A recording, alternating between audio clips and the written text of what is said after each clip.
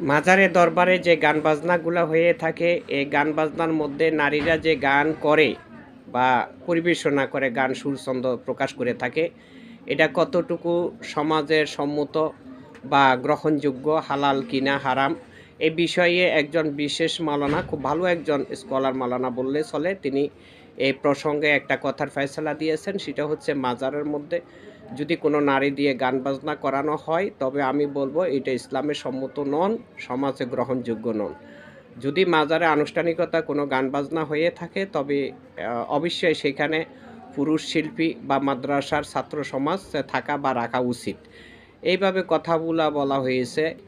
তা আমার কথা থাকে যে এখানে যে একজন মানুষের মধ্যে যখন প্রেম পয়দা হয় তখন যাকে নিয়ে ভাবে অর্থাৎ আল্লাহ রাসূলের নিশান অনুসারে অলিয়া উলিয়ার নাম বিশ্বাস ভিত্তিতে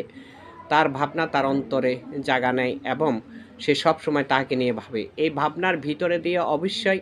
যে পবিত্র কথাগুলা পবিত্র কোরআন শরীফের মধ্যে নির্দেশনা করা হয়েছে তুমি সারাক্ষণ সর্বক্ষণ আমার বন্ধুকে ভালোবাসো বন্ধুকে নিয়ে ভাবলে আমাকে নিয়ে ভাবনা হবে সে ধারা অনুযায়ী অলিয়া উলিয়া শিক্ষার মাধ্যম দিয়ে এই ভাবনাগুলো অন্তরে তৈরি হয়ে থাকে অবশ্যই অতএব আমরা মন গড়াভাবে যে ইসলামের দোহাই দিয়ে মানুষগুলাকে বিভ্রান্ত করা এটা আমাদের পক্ষে কোনোভাবে উচিত নয় আর দ্বিতীয়ত কথা হলো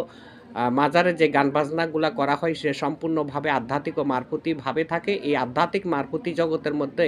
মাদ্রাসার ছাত্ররা অবস্থান করা এটা তাদের পক্ষে কোনোভাবেই সম্ভব নয় কারণ মাদ্রাসার ছাত্ররা যে শিক্ষাগুলা নিচ্ছে সেটা হলো শরীয়ত সম্মত এটা তারা দোয়া কালাম শিখে অজু গোসলের নিয়ম কায়দাগুলো শিখে তো এগুলা দিয়ে কখনো প্রেম জগতে অবস্থান করা সম্ভব না প্রেম জগতে অবস্থান করতে হলে অবশ্যই মন দিয়ে একজনকে ভালোবাসতে হবে জীবন উৎসর্গ জীবন সঁপে দেওয়ার ভিত্তিতে তার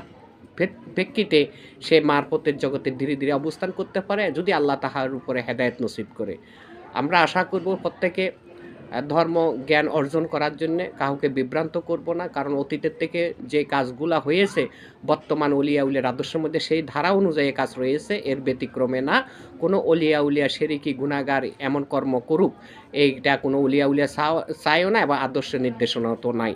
আল্লাহ দয়া করুক সকলের উপরে সকলের প্রতি সালাম আসসালামু আলাইকুম রহমতুল্লাহ